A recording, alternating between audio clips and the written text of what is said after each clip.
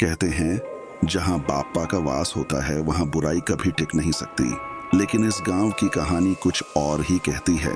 यह कहानी है महाराष्ट्र के एक छोटे से गांव की, जहां कभी गणेशोत्सव बड़े धूमधाम से मनाया जाता था। हर साल गांव का सबसे बड़ा पंडाल सजता, ढोल ताशों की गूंज चारों ओर सुनाई देती थी। लेकिन पिछले 10 सालों से यहाँ गणेशोत्सव बंद था। गांव वालों के अनुसार उस पंडाल में एक बुरी आत्मा बस चुकी है। जो कोई भी वहां मूर्ति लाने की कोशिश करता, उसकी मौत हो जाती है। शहर से लौटा आरव 25 साल का इस अंधविश्वास को तोड़ना चाहता था।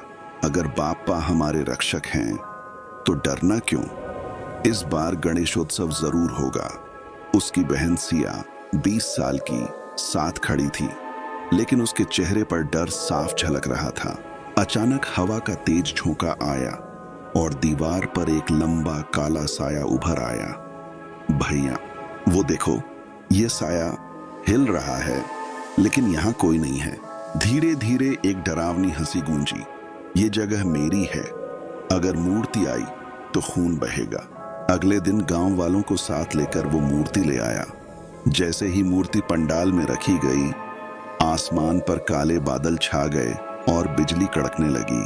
रात होते होते दीपक अपने आप बुझने लगे और मूर्ति के पैरों के पास खून की बूंदें टपकने लगी। आधी रात पंडाल के बीचों बीच फिर वही साया प्रकट हुआ। वो मूर्ति के चारों ओर चक्कर काट रहा था।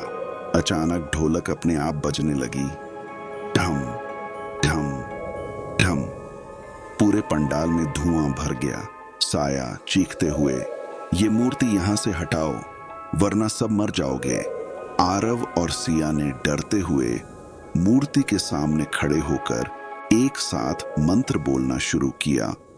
ओम गम गणपतये नमः, ओम गम गणपतये नमः, ओम गम गणपतये नमः। मूर्ति से हल्की सुनहरी रोशनी निकलने लगी और तभी मूर्ति के पीछे से एक विशाल छाया प्रकट हुई। गणपति बप्पा की दिव्य छाया, 4 हाथों में अंकुश, पाश और मोदक, आंखों से तेज प्रकाश। बाप्पा की छाया ने उस काले साए पर प्रहार किया।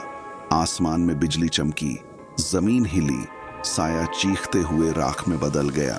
सुबह गांव वालों ने मोदक देखे और बप्पा की मुस्कान देखकर उनकी आंखें भर आईं। सबको लगा अब बुराई हमेशा के लिए खत्म हो चुकी है। गांव के बुजुर्ग ने कहा, आज से फिर हर साल गणेशोत्सव मनाया जाएगा।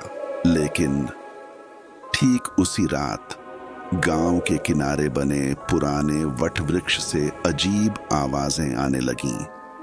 पेड़ की जड़ों से खून टपक रहा था। पास से गुजरते चरवाहे ने देखा, मृत साया की राख हवा में उड़कर उसी पेड़ की जड़ों में समा रही थी। दूसरे दिन से गांव में अजीब घटनाएं शुरू हुईं। कुएं का पानी लाल हो गया। खेतों में हल जोतने वाले बैल अचानक मर गए। रात में घरों की छत पर किसी के दौड़ने की आवाजें सुनाई देने लगीं। गांव वाले घबरा गए। कुछ ने कहा, शायद वो आत्मा वापस आ रही है। कुछ बोले, नहीं, ये तो बप्पा की परीक्षा है। आरव और सिया को यकीन था, बप्पा हैं तो कोई बुराई टिक नहीं सकती। लेकिन इस बार दुश्मन और गहरा था। उस रात आरव और सिया उस पेड़ के पास गए। हवा सर्द थी और पूरा इलाका धुंध में डूबा हुआ। अचानक पेड़ की छाल फटने लगी और उसमें से लाल आंखों वाला राक्षस बाहर निकला। उसकी आवाज गूंज उठी, तुमने मेरे सेवक को तो मिटा दिया, लेकिन मैं अब खुद आया हूं। मैं इस पूरे गांव को निगल जाऊंगा।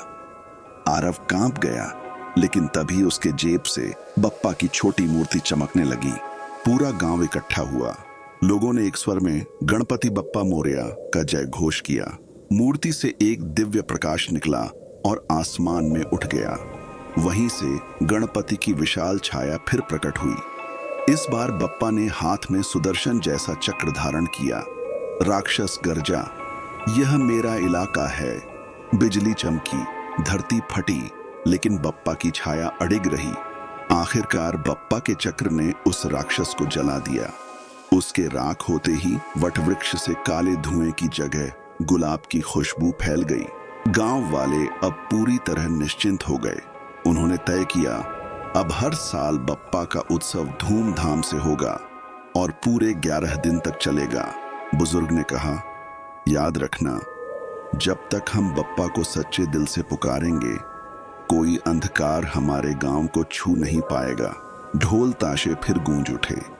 लोग नाचते गाते हुए चिल्लाए, गणपति बप्पा मोरया, मंगल मूर्ति मोरया। और यहीं पर कहानी समाप्त होती है।